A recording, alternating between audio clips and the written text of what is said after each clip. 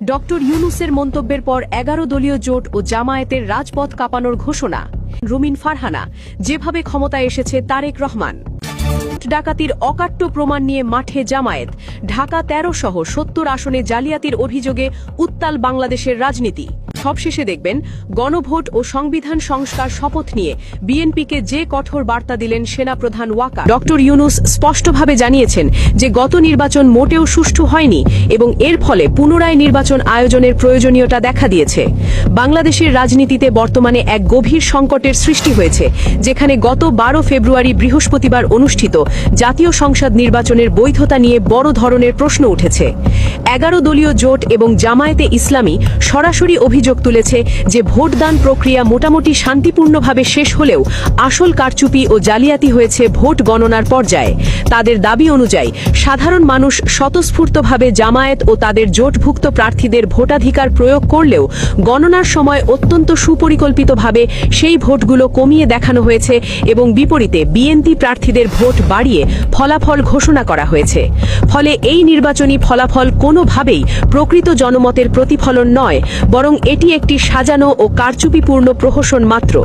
এই অবস্থায় ১১ দলীয় জোট একটি মাত্র দাবিতে অনড় রয়েছে: এই বিতর্কিত নির্বাচনের ফলাফল বাতিল করে অতি দ্রুত নতুন করে একটি সুষ্ঠু ও স্বচ্ছ নির্বাচন অনুষ্ঠান করতে হবে এবং এই দাবি আদায়ে তারা যে কোনো ধরনের কঠোর গণতান্ত্রিক আন্দোলন গড়ে তুলতে প্রস্তুত।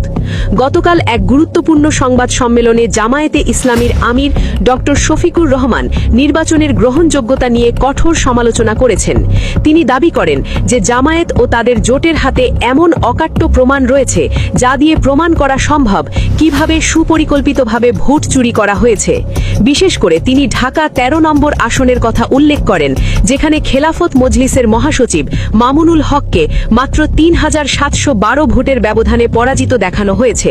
জামায়াত আমিরের মতে এটি সম্পূর্ণ অবিশ্বাস্য ও অযৌক্তিক, কারণ মাঠ পর্যায়ের জনসমর্থন ও ভোটারদের মনোভাব বিশ্লেষণ করলে দেখা যায় মামুনুল হকের অন্তত ২৫ থেকে ২৫,০০০ ভোটের ব্যবধানে জয়ী হওয়ার কথা ছিল, অথচ গণনার সময় জালিয়াতি করে তার ভোট কমিয়ে এবং প্রতিপক্ষের ভোট বাড়িয়ে ফলাফলকে এমনভাবে ঘনিষ্ঠ দেখানো হয়েছে যাতে সাধারণ মানুষ বিভ্রান্ত হয়। তিনি আরও জানান যে এই ধরনের জালিয়াতি শুধু ঢাকা ১৩ আসনেই সীমাবদ্ধ নয়, বরং সারা দেশের প্রায় ৫০ থেকে ৭০টি আসনে একই কৌশলে কারচুপি করা হয়েছে।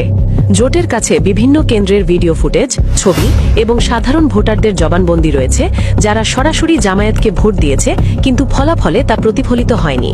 তারা এই সমস্ত প্রমাণ নির্বাচন কমিশনের কাছে জমা দিয়ে সন্দেহজনক সব আসনে স্বচ্ছভাবে পুনর্গণনার দাবি জানান।